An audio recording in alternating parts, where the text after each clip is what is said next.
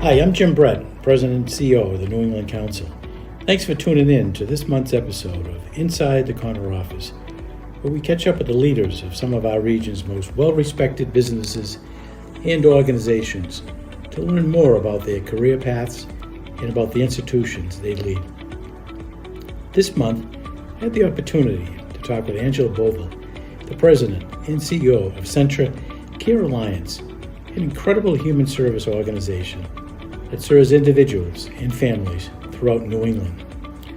We had a great conversation about Angela's own passion for solving some of the most pressing challenges facing our communities and finding innovative ways to support some of the most vulnerable members of our society. We also talked about how Ascentria is stepping up to support immigrants and refugees here in New England, and about how the organization is supporting its own employees amid workforce shortages. As always, I thank you for tuning in, and I hope you enjoy this episode. Thanks very much for taking the time to join us today. Thanks for having me. Great to be here. You know, I've had the opportunity to learn more about Ascentria's Care Alliance in the years since you joined the New England Council. And boy, I have been so impressed by the incredible work that you do in our region. So I know that our audience will be also very excited to learn more about Ascentria today. And so let's dive in.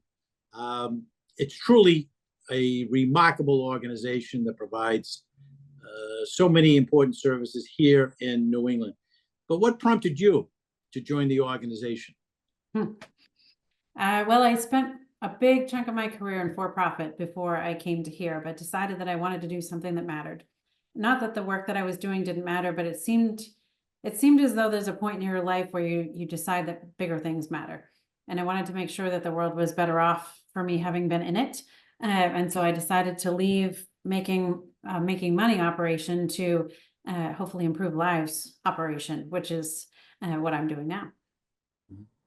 You've been the CEO of this wonderful organization since 2013. You joined the organization in 2008. Tell us a little more about your tenure with the organization as well as your career path before joining. So interesting. So it probably makes most sense to tell you a little bit of before I got here.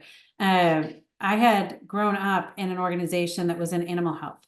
And so IDEX Laboratories is the name of that organization up in Maine, but it's a global organization. And at the time, they were small and growing very fast. So I happened into the organization at just the right time where I could grow and learn and develop. And I got to travel all over the globe, as a matter of fact. And I ended up doing things in finance, mergers, acquisitions, business development. If it was broken, you'd find me there fixing it or doing something to turn it around. I did a lot of work on integration of acquisitions, trying to make things really work well. It's a skill that is only developed if you do it. You can't learn that one in school. They're lovely enough to pay for my education, both levels of my education while I was there. So that was a huge blessing. But like I said, you get to a point where you're thinking, okay, so I could take all these skills I have and continue to develop them for my own sake, climb the corporate ladder, do all the things. And I was fortunate enough to have climbed pretty far, even in the time I was there. But I had been in operations for quite some time. I started out in finance, did all kinds of functions in finance, and all over the world for that matter. And then ended up running operations for telemedicine and digital radiography, all kinds of interesting animal health applications. So when I ended up coming here, somebody called me and said, would you consider coming here to work in finance? Finance, geez, I haven't been in finance in years, right? And, I don't know about you, but I like finance from the viewpoint that it can tell you a story if you know how to read them. So if you know how to read numbers, you know how to read financial statements, it's a critical skill to have. And I don't know how any CEO can survive if they don't know them, but it's not where my heart and soul exist. It is data to get you to somewhere else. So I thought, okay, you want me to come run finance for a nonprofit? Well, that's interesting. It was the time in my life where I thought I was ready for a change anyway. And so they wanted me to come into this organization as a CFO. And so that was back in 2008. And I decided, you know what? Why not? I'm going to jump. I lived in Maine at the time. I live in Maine now, again, but that's many years later. I moved into Massachusetts for a bunch of years. I lived in New Hampshire for a bunch of years and just came back during the pandemic. But that said, when I got here in finance, one of the things you understand about a not-for-profit is they're, at least human serving not-for-profits, they're incredibly fragile. The funding operations and the way that things are paid for in the sector is jaw-droppingly bad. It is an unsustainable business model generally. So me having come from animal health and coming into human health and human services and thinking, how in the world?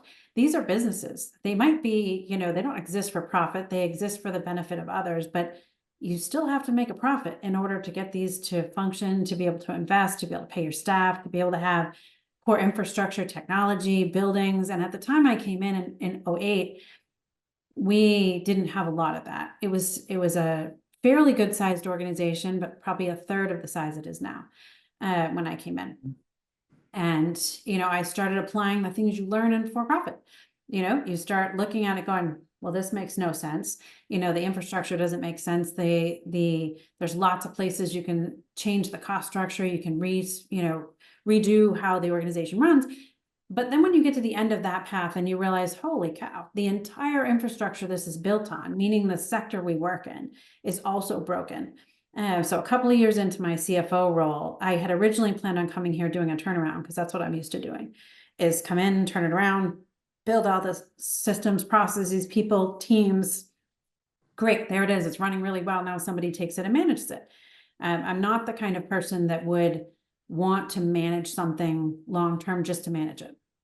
If I'm in it, it's because it's broken and needs to be fixed, because somebody's going to get acquired or something's going to get grown or split off or divested or something.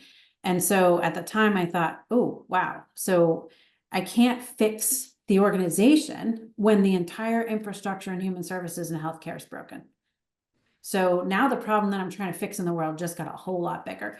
And so I ended up taking over operations. And then eventually, a couple of years later, I took over the whole company. And that's probably in part because I don't really stay very well in my corner.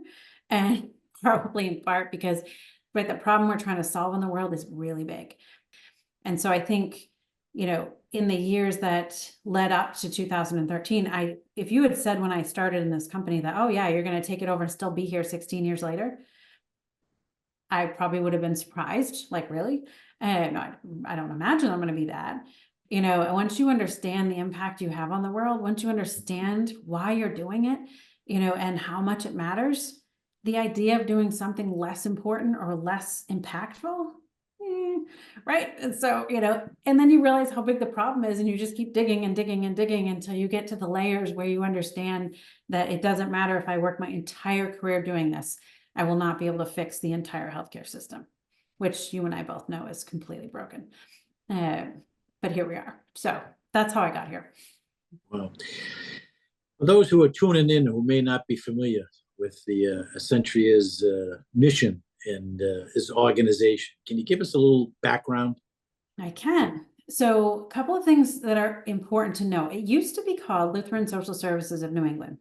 And that was a loose conglomeration of 100 and at the time 35 years, but now 153 years of local churches in areas 150 years ago was saying something mattered, right? Something broke, something they cared about. So, in the Boston area where we originally started, it was an orphanage, child welfare, really looking at, gee, these kids deserve better. Somebody in Worcester decided that, these old age persons that, that needed care didn't have appropriate care. So they built a program there. And so it went, and over the years, before I came in, especially, but over the years, different regions and different areas got excited about different things. And so, what I say, we sort of look like a spaghetti organization that does a lot of things in a lot of places, but the roots matter because they were some congregation or group of people or a region of people that said, I don't like this, something needs to be done. And so they created a solution. And over time, those solutions just got piled on top of each other to be called an organization called Lutheran Social Services of New England when I came in 2008. But it didn't have a string that would hold the whole thing together that you could say, aha, we do this, or we do this, or we do this. We do a lot of things in a lot of places, and for folks to try to understand the organization then especially was kind of like, you do what now? So we've streamlined it and changed it and built a much more uniform. Ascentria, actually, the company name was actually built in 2014. And it stands for Ascension and Trinity merged together, meaning rising together. So the idea of Ascension and Trinity root, it harkens to our faith roots. But at the same time, it gives you an idea of the idea of our organization is that we are there for the people that need it the most.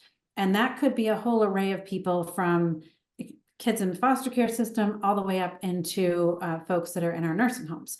And so we have a wide range of things that we work on, from things in the child and family services area. We do a lot of work in immigration and refugee resettlement, which started probably 20 years ago, maybe 25 at this point. We do work in transportation with our Good News Garage, which some of the listeners would have heard about.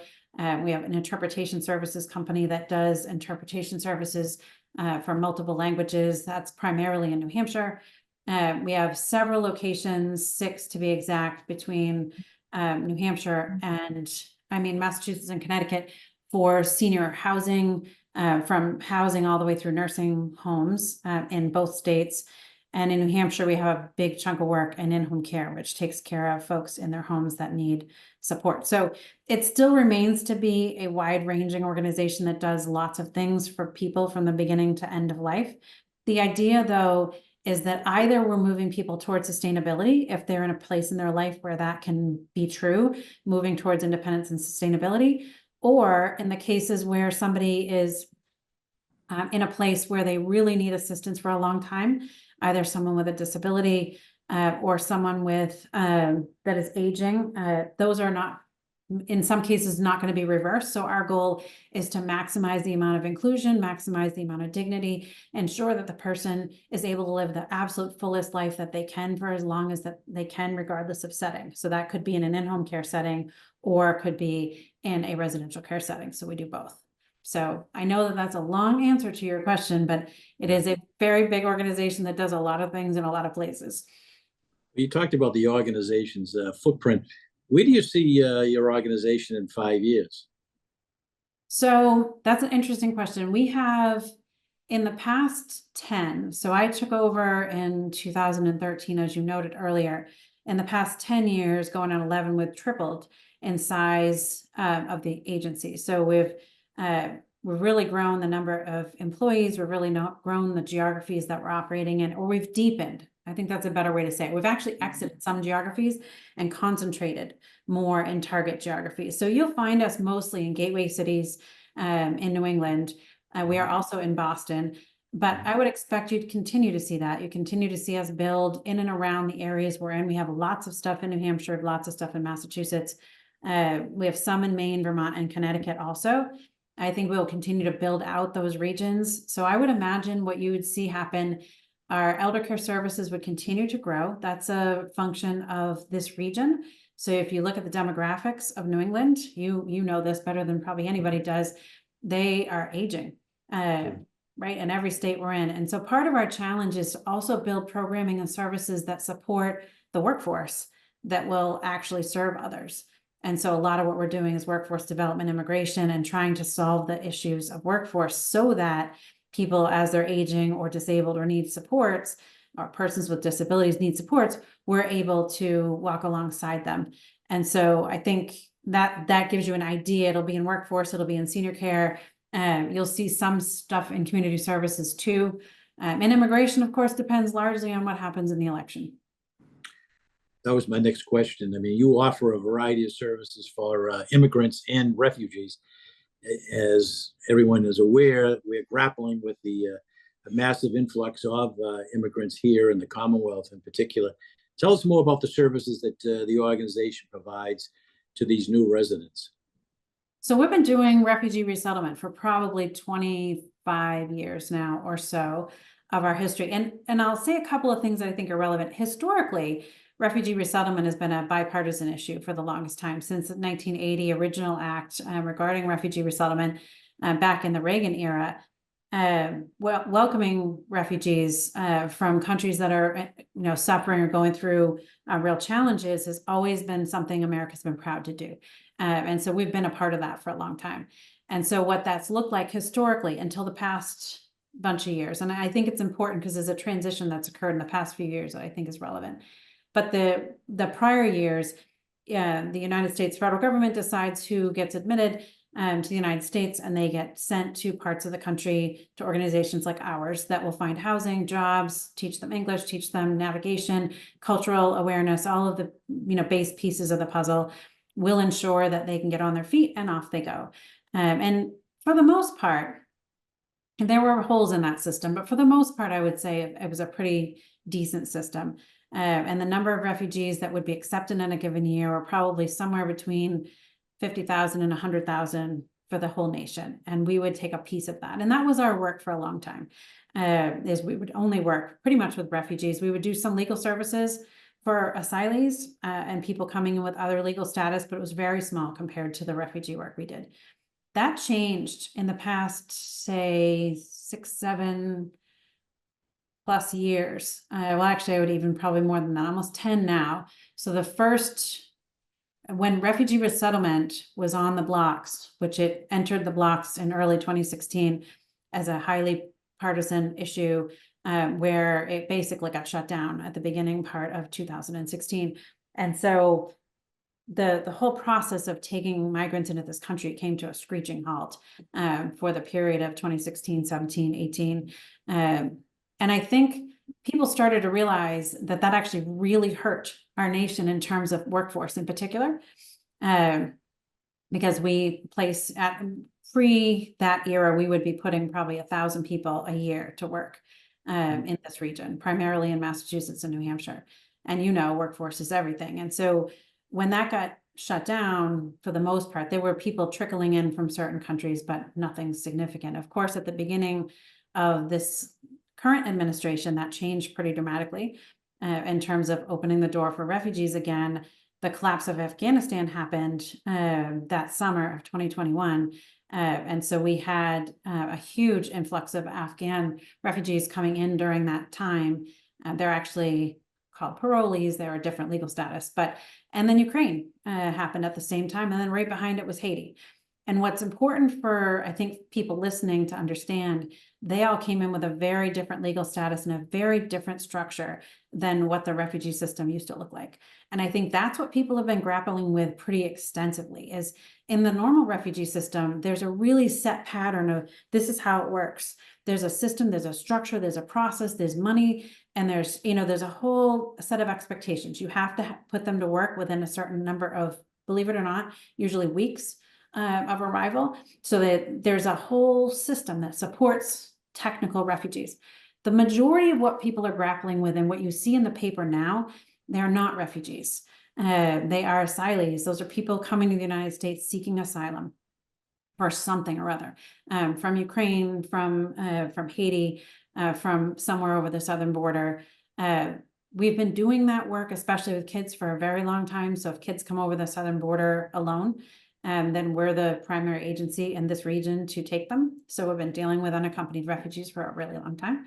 But now it's quite different because there is no system. And I think that's why you see what's the right word? I think people are struggling. I think communities are struggling. I think the rate of arrivals has been overwhelming for people. Organizations like mine don't even know people are coming. Normally in a refugee system, we would know well in advance exactly how many people we're taking and when. So then you can prepare, the whole community can be prepared, you can prepare housing, you do all that. Now, for example, we started the summer of last year at the state or the Commonwealth's bequest, we started a shelter in Worcester for primarily Haitian refugees or Haitian asylees. And it also has some local, but you can see there's a lot of cracks in that system, not so much in our shelter, but in the whole system. There's not a standard practice for how you handle an arrival you didn't expect. And I think that has challenged the entire system, because in the long run, it's a huge advantage for New England. I will stand by that all day, every day. People want to come here and we have a generally exiting population, and we have an aging population. We absolutely need that workforce. I think the trick is to build a robust, rapid system that rapidly houses and rapidly moves them into the workforce, including, and we do this, language education, cultural supports, and all of that. I think the system's cracking and squeezing because there isn't a channel that they all come through, and it looks like this, just like refugees do. And I've been suggesting to Massachusetts anyway, that we need to move to a system like that for asylee arrivals, because then it's more of a systematized, you know exactly where they are, they know where they're going, somebody's got them, like our agency. If we take in asylees, and in the past, 4 years, I would say over 50% of what we do now is people that we didn't know were coming from Ukraine, from Afghanistan, arriving very quickly, that you didn't know was coming by the hundreds, or Haitian refugees or Haitian asylees that are coming in very quickly, and you didn't know that they were arriving. And we've seen flack from that. I think other organizations or other community members will say, well, why aren't you solving the problem? Because they're used to us dealing with refugees. If we're dealing with refugees, right, it's clean, it's neat. We have a system. If they have a problem, they call us, and we work with this. Like, say, the city of Worcester has been fantastic. It's a great partner. They're easy to work with. You know, we've had a long-standing relationship with them. And the school system, the police department, I mean, everybody's all sort of set up. In the current system, because they didn't arrive and get assigned to us like it would be in the refugee system, people get lost. Some people have no support at all. Some people end up with an agency like ours that is equipped to do this kind of work. Some people end up in shelters that aren't designed for people that are from foreign countries. There's a whole set of extra issues that come with people that have gone through real trauma like that, or changed countries, or have a different language or a different culture. And when you try to just assimilate them without the process wrapped around them to support that, whether that's cultural orientation, language, job training, transportation solutions, culturally appropriate answers, including translation and interpretation, I think that's why the system's straining so bad. Because a lot of people are trying to help but don't know how. And those of us that do know how don't have the capacity to take all of them that are coming. And nor do I know that they are coming. So I think it has pushed this region pretty dramatically, particularly in Massachusetts, because of the right to housing. I will say that people are stepping up. I think there's been an increasing awareness that we need the workforce. And I appreciate the Commonwealth stepping up and creating funding and trying to figure out the solution. But the Haitians, for example, are incredible workers, and they want to work, and they often end up in healthcare. And you and I both know healthcare is screaming for workforce. So I think it's a matter of putting the puzzle pieces together and getting this to work faster and more efficiently. I'm kind of excited about it. I actually think it's going to be a competitive advantage for our region long term, if we can get through the sort of ugly middle period. Well, your Secretary of Housing for the Commonwealth here is a Worcester. He is a Worcesterite. So he Yeah, understands the we had a issue. relationship with him before he went to there, Right. and he appreciated Mhm. some of the complexities, because Worcester has always been a welcoming city. You know, not every city is or understands why having different people and having diversity like that is an advantage, but I think Worcester always has understood that, and been quite supportive. So I think having him at the helm, you know, at the state level has actually been useful. And I do think people all want to do the right thing. I Right. really believe that, you know, as messy as it is. So how many new residents have you taken in your agency, say in the last year? I'm laughing, and I'm laughing because I had a feeling you'd ask me that question next. I'm like, I can't answer that question. Not because I don't want to, but because the answer is very difficult to obtain. Because a lot of people that we support, so classic refugees, like I said, the system is so regulated that you know exactly what you have. I'm going to resettle 662 Afghan refugees between this date and this date, right? I know that, and I can put my hands on every person. But now what happens is people show up at our door. People show up in our shelter system. So it's, you know, we've got today, we probably have 190 or so people in our shelter. We have probably another 140 kids that are unaccompanied, that are in foster care most of the time throughout the Commonwealth. And I think, and we're resettling also, like standard resettlement. And so you'll see people coming through the standard system, but those are the only ones that are easier to count. So you'll have hundreds of people that are in the standard refugee system. It used to be about 1,000 a year. Now it's in the hundreds. The federal government would like that number to climb. It's competing with the number of people coming in that are not coming through the refugee system. So I think it makes the numbers really tricky to count. So in West Springfield alone, we probably saw 350 or so Ukrainian folks show up on our door asking for help. They're not in any system. They're not counted anywhere. They don't have funding that's attached to them. So they're coming in with really nothing. And so if we help them, we're either doing it out of our own pocket, out of charity, supported by another program like we do workforce development or language services. They might be able to jump into one of those programs depending on their circumstances. So it is a funny answer that says, well, you should probably know that answer. I should know that answer, except the reality of the way we do resettlement now. That's why it's so chaotic, because there's so many people that are not counted, or that we help that there's no funding for, or that are coming through a different channel than we're used to them coming through. I mean, you talked about the challenge in the workforce, in particular, as you mentioned, healthcare and human services. What are your vacancies like in the workforce and the shelters, the elderly complexes? I mean, across the board, you must have a very high percentage of vacancies there. We have, well, it depends. We have, I would say it's getting better. So it's not as bad as it was. There was just a dire need, particularly in Boston and some of our nursing care centers, where finding, CNAs, LPNs, RNs, incredibly challenging. We've worked and worked and worked and worked and worked, and we have recruitment internally, and we've increased our benefits, our tuition, our pay. We've had to go every which way but loose to make sure that we can staff our organization. I would say we're in decent shape right now. Most places, now that doesn't mean we couldn't hire a whole lot more people if they were to show up. For example, New Hampshire in home care. We have referrals, every single month for people that need care in home, and I can't hire fast enough to fill them. So I can serve all the people we're supposed to serve now.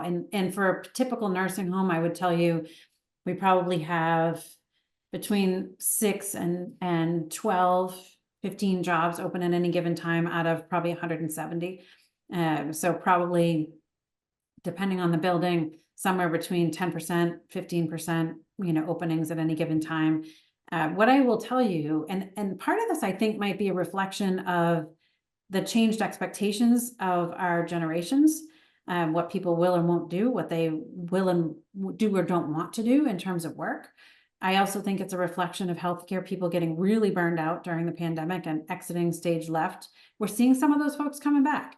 And so I think that's an interesting phenomenon, that I think people went to do other things that are probably maybe easier, but they're also less rewarding. So I've heard a lot of that type of language, that I think people wanted something else and then figured out something else wasn't quite what they really wanted. And so we've seen a lot of what I call returns. We have a boomerang award now for those people that left and came back. So, I think that's an interesting shift. The younger generations don't have the same kind of expectations of what work means as some of the older generations do, and what they're willing to do or not do, or what conditions they're willing to work in or not work in. And that's been a challenge, I think, for our leadership to try to figure out how to work with. People want more flexibility. They want to be able to say, I'm not working that shift, or I don't want to work that weekend, or, what have you, where some of the older generations, myself included, are more, what do you mean? There's a life outside of work? What? I don't know what that is, so I think that's part of it. We also have done a lot of work on wraparound and integrated solutions for workforce. So we've applied that to our own staff first, really pushing for what's it going to take to staff for the future. Because, if you don't have the staff, you can't do the work. And so we have just over 2,000, probably 2,100 employees as of right this minute. And so if we're not a really good employer, we're going to lose, and our quality would go down, and things would be bad. So I would say we're doing okay. We're okay to better. Maybe that's a good way to say it. Okay. Talk a little bit about the new pilot program that you just announced. Is it called People First Pathways? Is people first. And that is a direct outstemming of a couple of things. And this audience is a pretty sophisticated audience, so I'm going to share a little bit more than what I think the normal person might hear. The People First was designed to say, look, you need to take care of the caregiver. You have to. You have to think about, in part, so it's got a couple of pieces to it, but part of it says, if you take care of people in the workforce while they're still upright, while they're still working, before something falls apart, before a person gets sick, before a family blows apart, before things go wrong, and you wrap around and support them there, they're going to be happier, well, more productive, and less cost in healthcare over time. Our theory of change as an organization says that our healthcare system and our human serving system are mostly broken because we wait too long. We only help after the bad incident has occurred. We only help after the family has broken up. We only help after somebody is so broke that they now qualify for, public services, and you really have to be pretty broke in order to do that. If you're working and your car breaks down, there's nothing for you until you now have no income and you've lost your job, and now you can apply for public benefits. So there's this big, huge gap for most people in the middle of, hey, I need something, and there's no resources. So we've been pushing to move upstream for a long time, because it's my belief that we're helping too little too late, just like the hospitals, right? You wait until somebody has a diagnosis of cancer, and then you pour money onto them after the fact. Now you're talking about, you're talking about surgeries, you're talking about hospitalization, you're talking about therapy, you're talking about pharmaceuticals. So expensive, but you can't undo the diagnosis. The only way you could have done that is if you backed way up to before they got ill or diagnosed in the first place. Same thing is true with people that need supports of any kind, whether that's transportation, childcare, housing, and we wait and we wait and we wait until they're splintered apart into a bazillion pieces. And then we pour a lot of money into trying to fix it too late. So our theory of change says, if you move upstream and you wrap around people when they're still upright, you support people when they're working, when they're still a family, when they're still intact, and they just need something or a set of some things. They might need coaching, they might need transportation, they might need interpretation services or some legal assistance or something, but you help them then, before they break, before they lose the job, before they get sick. You're wrapping around people right at the core. And so People First is the outtake of that. It says, okay, we're going to actually wrap around people in the workforce. We're going to provide services no matter. Now we're still figuring out, so this is still in pilot phase. We're still determining what exactly do people need from us, and how do we connect them to existing stuff that's already out there. So some good supports are out there, but people don't know about it, or it's difficult to get, or something might need to be built entirely, or we might need to hook them to programs we already have. For example, Good News Garage, which provides vehicles for people. Maybe what their biggest issue is transportation. Well, we have donated cars, we have a whole infrastructure that supports people that end up on public assistance. What if we could back that up and put it to people that don't qualify for that yet, but need help? And so we've piloted this program called People First with our own staff. So right now the pilot is running in Massachusetts, and it's expanding to central west Massachusetts right now. Eventually it'll apply to all of our folks, but we've started with a coaching methodology that says, actually, we're coming alongside people and we're going to figure out, what do you need from us? So it's kind of like employee assistance programs that have never been particularly well used. So most employers offer them, but barely anybody actually uses them. It's our operating belief that's because you're missing relationship. You don't know the person, hello, I need a legal something. That's not a relationship, that's a transaction. And we're trying to move away from transaction to trusted relationship with a coach that's employed by our organization, but is arm's length from us. So as an employer, I have no idea what any of our staff would tell the coach, what they might need, what they might want for support. But the coach is collecting and aggregating data, and we are aggregating data via surveys and other methodologies to say, what do people need and want from us? And then how do we build that? And so that's been launched since last summer. That's all charitable funds right now. So that was raised money. And to be perfectly candid, my own donations go there too.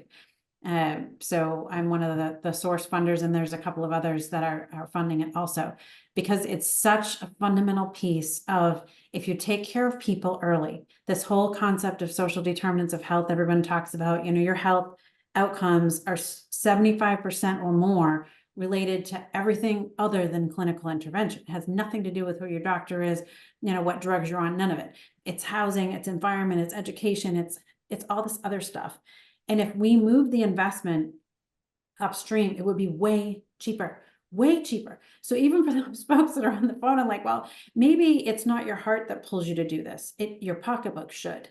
Because if we figured out how to invest early, you could delay or defer or get rid of such a tremendous amount of wasted healthcare costs that drives bad outcomes. We don't have good health outcomes in this country. And we spend more money per capita than anywhere else in the world by a lot. And so our overarching theory of change says, if you figure this out and you wrap around people while they're still upright, you can extend the wellness, you can lower the healthcare costs, and you can improve productivity.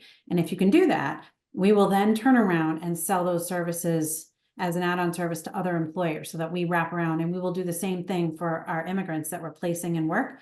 We'll place them with supports. So instead of just handing them off to another employer, we'll hand them off with the supports to actually make sure that they can rise up and become sustainable, independent themselves. So should solve more than one problem, should solve a workforce development, retention, productivity issue. And we're already seeing early stage results that it is. And the underlying fix is that it starts proving the theory that says, if you help early, then it'll cost a whole lot less, and we can actually extend wellness. So that's our theory. And the early results tell you that that's probably going to pay off. Exciting. We always like to wrap up these conversations talking about federal policy and how it's impacting our region. To that end, what are some of Ascentria's current federal policy priorities? I assume immigration would be one. Yep. Workforce would be something there too. Yep, I would say there's a couple. Immigration, certainly. I'm not just a little bit concerned about what happens with any kind of administrative change. I think that really hurt our region. We need the workforce. And so I think immigration is a big deal. And let me just say this, I do think it could be done better. And I want to see some solutions that would make this process faster, better, easier, and particularly make access to work faster. So that's improved over the past probably year in terms of work permits and allowing people to work faster. They want to work. We want them to work. Let's get that done quicker. So I think that's a priority for us. I would also say on the nursing home side, we have a major concern about the CMS regulations. And so the Centers for Medicaid, Medicare have put forth some minimum staffing requirements around nursing homes, which well-intentioned, really dramatically bad outcomes. And that's because there's not enough nurses, there's not enough people to hire. So they're putting regulations in that are not possible to meet for most people. That's actually, even if we as an agency can meet them, and we probably can because we staff high to begin with, a lot of them won't. And what that's going to do is it's going to reduce access for seniors. It's going to back up hospitals, and it's going to cause even more problems than we already have. So I think that particular CMS staffing regulation needs to be reimagined. Like I said, good intent, bad outcome. And so we're advocating and pushing to try to see some movement on that front. So I think those are the big hitters that we're working on right now. I think housing for Massachusetts, they're continuing to figure out. So this is not federal, this is state, but it connects to federal because there's no federal funding that's coming in for asylees. And so what I would say on the immigration front is Massachusetts is left sort of footing the bill for all of the costs. In the refugee system, they don't. That's a federal system, and it's federal money that comes to the state. In the asylee system, there is no system. And so what I would say specifically on immigration, in addition to continuing to allow people to enter the country and cleaning up the process so that it works better, I would say there needs to be a better funding strategy attached to asylees. So people that are coming to the country seeking asylum have no funding, literally zip. And that's left to either the states or the individuals to try to figure a path. That's short-sighted. We should be doubling down on the investment on the workforce side, and the federal government should too. So I actually think that should be a joint venture between the feds and the state to try to see how to materially move the workforce development needle by allowing asylum seekers, but putting funding behind it. So it's not left to the states to do whatever they want to do or nothing, or send them to us, which has happened more than once. So I think those would be our current priorities. Well, Angela, I just want to thank you. Thank you for taking time to join me today, and perhaps more importantly, to thank you and your entire extraordinary, compassionate, and caring team at Ascentria for the incredible work that your organization does day in and day out, providing so many vital services to so many of our neighbors throughout New England. So for those of you tuning in, I hope you enjoyed the conversation as much as I did. I'm sure you'll agree with me that our region is fortunate to have leaders like Angela and your passion, to say the least, and organizations like Ascentria. Be sure to tune in next month when our guest will be Gordon Reed, the president of Stop and Shop. We'll be talking about the supermarkets chain's work to combat food insecurity and recognition of Hunger Action Month.